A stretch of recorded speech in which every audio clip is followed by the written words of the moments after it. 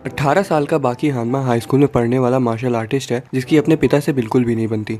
उसके पिता यूजिरो हानमा दुनिया के सबसे शक्तिशाली आदमी चाहते थे कि उनका बेटा उन्हीं की तरह ताकतवर बने, जिस वजह से वो उसे नर्क से भी बदतर ट्रेनिंग करवाते थे।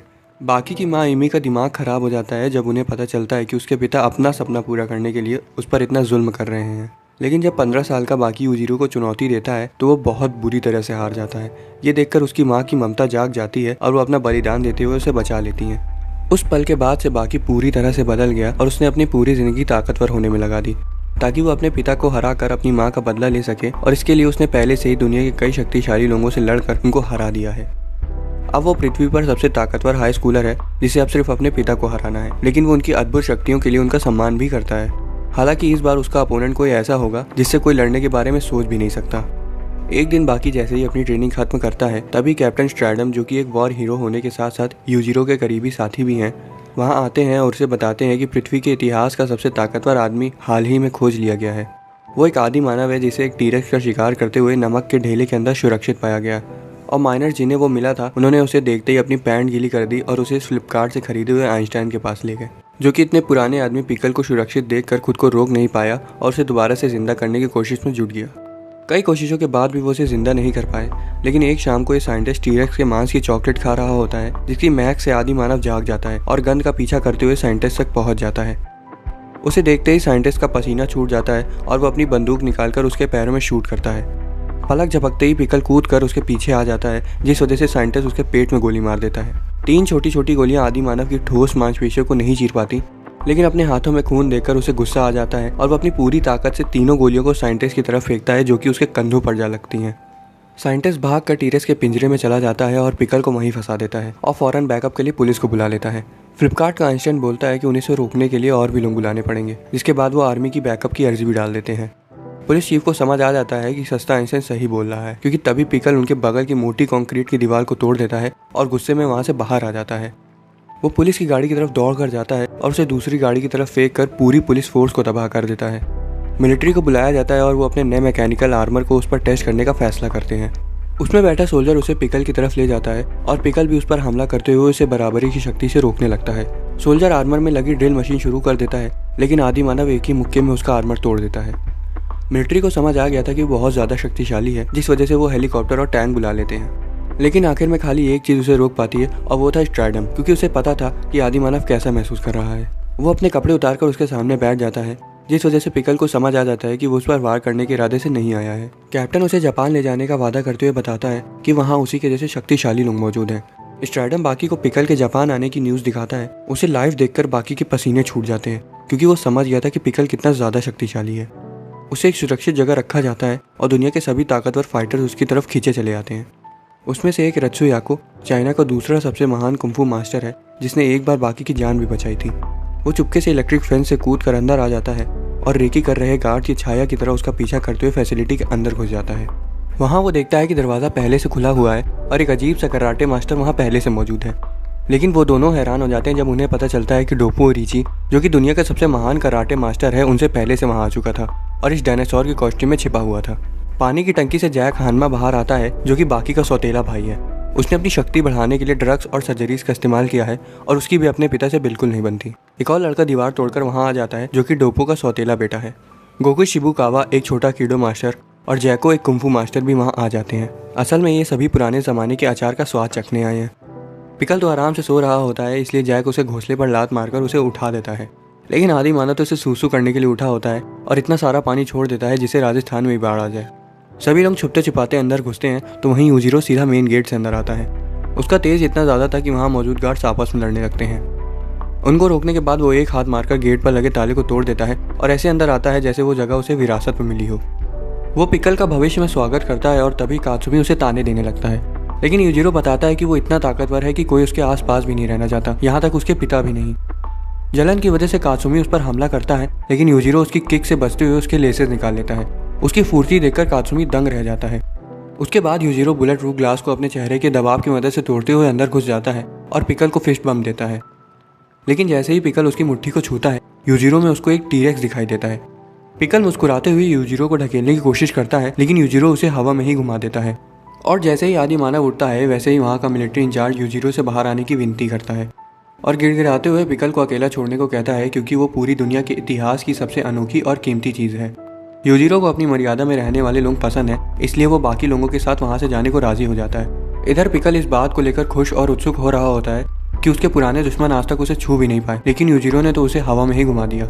बाकी ही इकलौता फाइटर है जिसका पिकल से लड़ने का कोई इरादा नहीं है, क्योंकि उसे खुद को सबसे ताकतवर साबित करने की कोई ज़रूरत नहीं है। लेकिन फिर वो रेत्सु के डिमॉन्स्ट्रेशन में जाता है, जहाँ वो अपने स्टूडेंट्स को दिखा रहा होता है कि कैसे वो सटीकता से सिर्फ उसी पत्थर को तोड़ सकता है जिसे उसे तोड़ने को कहा जाए।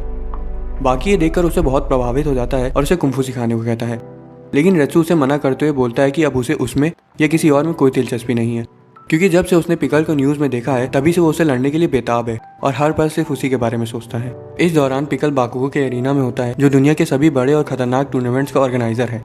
सस्ता, आइंस्टाइन और स्ट्रैडम उसे यहाँ लाए हैं क्योंकि उसने 1 महीने से कुछ भी नहीं खाया था, और एक योद्धा के रूप में उसका गौरव उसे वो कोई भी चीज़ नहीं खाने देगा जिसे उसने लड़कर हासिल ना की हो।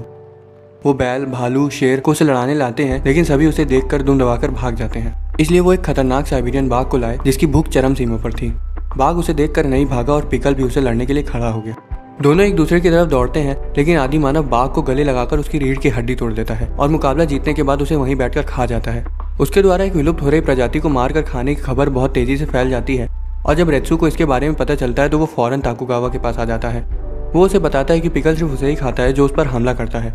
पिकल से लड़ने के मौके के लिए रेत्सु हारे जाने पर उसका खाना बनने को राजी हो जाता है। हालांकि ताकुगावा इस फैसले से खुश नहीं था, लेकिन फिर भी वो इस रोमांचक लड़ाई को देखने के लिए बेताब था। तैयारियां कर ली जाती हैं, लेकिन सस्ता आइंस्टाइन अभी तक उस लड़ाई के लिए नहीं माना था। स्ट्रैडम और ताकुगावा का कहना था कि कुंफू मास्टर इतनी आसानी से नहीं हारेगा। पिकल बेफिक्र होकर एरिना के बीचों बीच सो रहा होता है, लेकिन तभी वो अचानक से उठ जाता है क्योंकि उसे कोई शक्तिशाली चीज़ की मौजूदगी महसूस होने लगी थी।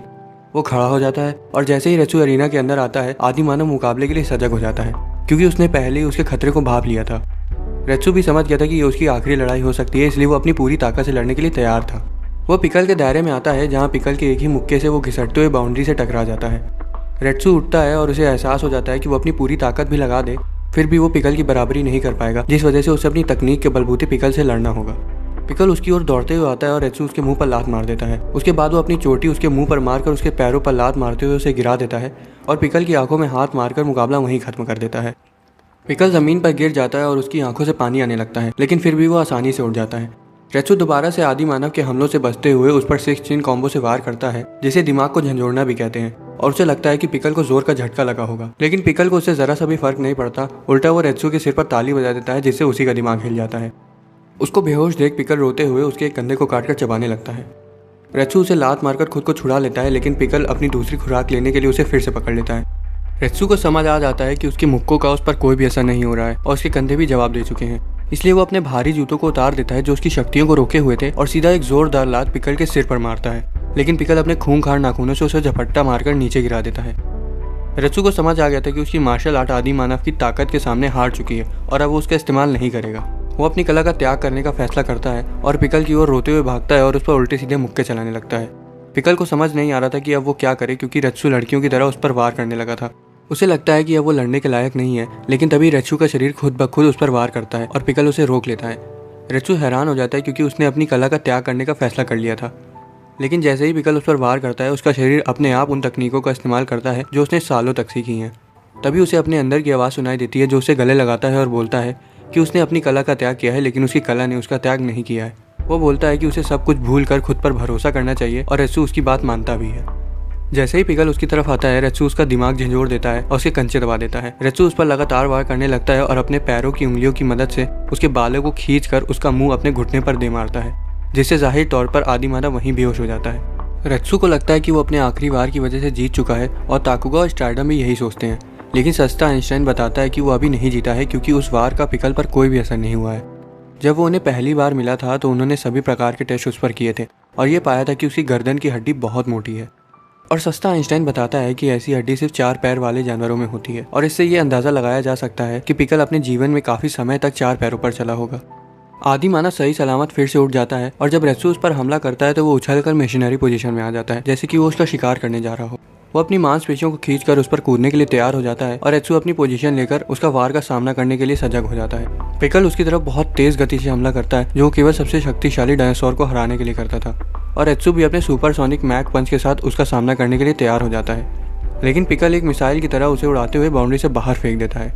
रेत्सु तो अधमरी हालत में आ जाता है, जबकि पिकल की सिर्फ एक आंख लाल हुई है और नाक से थोड़ा सा खून आया है। ताकुगावा उसे रेत्सु को खाने से रोकना चाहता है, लेकिन सस्ता आइंस्टाइन उससे पूछता है कि क्या वो रेत्सु को दिए हुए वादे से पीछे हटना चाहता है। लेकिन फिर भी ताकुगा पिकल को किसी भी तरह रोकने चला जाता है और उसे बहलाने की कोशिश करता है, लेकिन पिकल उसे तमाचा मारकर उड़ा देता है।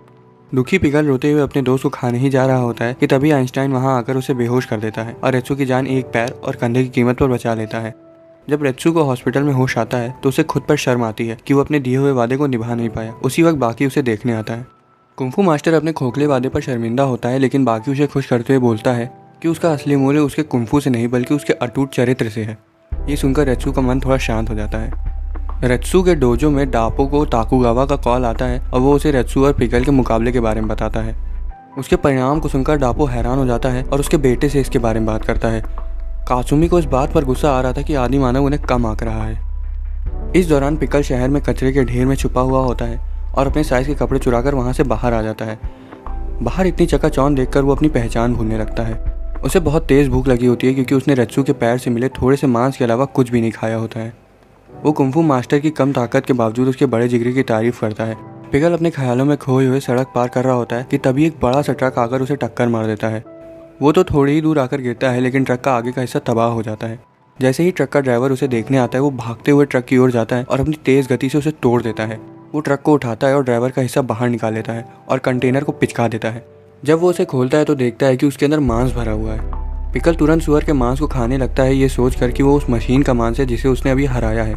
इस दौरान कात्सुमी यूजिरो के कहे हुए शब्दों के बारे में सोच रहा होता है, जब उसने बोला था कि वो अभी अयोग्य है, लेकिन असल में वो उसकी बात से सहमत भी था। उसे डोजो का डायरेक्टर बना दिया जाता है, लेकिन वो जानता था कि वो अपने पिता जितना अच्छा नहीं है, इसलिए एक उपलब्धि अपने नाम करने के लिए वो पिकल से लड़ने का फैसला करता है। वो अपने साथियों को इसके बारे में बता देता है और बोलता है कि वो रेत्सु का बदला लेने जा रहा है। उनमें से एक आदमी उसे बताता है कि आदि मानव रेड लाइट एरिया में है। ये सुनकर कात्सुमी बहुत ज्यादा खुश हो जाता है, लेकिन उससे लड़ने से पहले वो अपने पिता को एक इलीगल मूव से हरा देता है क्योंकि वो इस मुकाबले के खिलाफ थे। उसके साथी पिकल को घेर लेते हैं क्योंकि वो उसे अपने साथ ले जाना चाहते थे, लेकिन तभी हानायामा नाम का एक याकुजा बॉस, जिसके शरीर के साथ साथ दिल भी बहुत बड़ा है, उन्हें रोक लेता है। कराटे मास्टर उससे पीछे हटने को कहता है कि तभी एक बदमाश चाकू निकालकर उस पर तान देता है, लेकिन वो उसे लात मारकर चाकू उड़ा देता है, जिसे दोनों पहलवान पकड़ लेते हैं। उनकी पकड़ इतनी ज्यादा मजबूत होती है कि चाकू बीच से टूट जाता है, जिसके बाद पिकल हानायामा को तमाचा मारकर उड़ा देता है। एक बदमाश उस पर वार करता है, लेकिन आदि मानव उसका हाथ पकड़कर उसकी हड्डियों का चूरमा बना देता है। कराटे मास्टर भी उसे लात मारने की कोशिश करता है, लेकिन पिकल एक ही तमाचे में उसे बेहोश कर देता है। लेकिन तभी हानायामा दोबारा से उठ जाता है। हैरान पिकल उसकी ओर दौड़ता है, लेकिन बॉस उसे रोक लेता है। यहाँ आदि मानव को समझ आता है कि वो एक बड़े हिप्पो जितना ताकतवर है। अपनी शक्ति का ही नहीं बल्कि अपने मनोबल और चरित्र का इस्तेमाल करके हानायामा उसे पीछे ढकेलने लगता है। पिकल खुश हो जाता है कि अब वो अपनी बराबरी के अपोनेंट से लड़ सकता है, लेकिन हानायामा का ऐसा कोई भी इरादा नहीं था। वो तो सिर्फ उसे अपने दोस्त बाकी के लिए बचा रहा था, जिससे वो एक बार लड़ा था और हार भी गया था। बाकी बॉस को शुक्रिया बोलता है और फिर पिकल की बनावट की तारीफ करने लगता है, जैसे कि उसका शरीर सिर्फ लड़ाई के लिए बना हो। बाकी पिकल को कुछ नहीं करता, लेकिन वो उसे बताता है कि वो उससे मिलने के लिए बेताब था। पिकल उसे मुट्ठी मिलाने को कहता है और जैसे ही वो ऐसा करता है, पिकल तुरंत बाकी को उसी तरह घुमा देता है जैसे यूजिरो ने उसे घुमाया था। बाकी हैरान हो जाता है और पीछे हट जाता है, क्योंकि पिकल ने जो अभी किया उसे अकीडो कहते हैं। ये देखकर बाकी की रगों में दौड़ता उसके पिता का खून जाग जाता है और वो उसे लात मार देता है, लेकिन तुरंत ही माफी मांग लेता है, ये बोलते हुए कि उसका उसे मारने का कोई भी इरादा नहीं था। पिकल को उस पर जरा सा भी गुस्सा नहीं आता, बल्कि वो बाकी को अपने एरिना में आने को कहता है।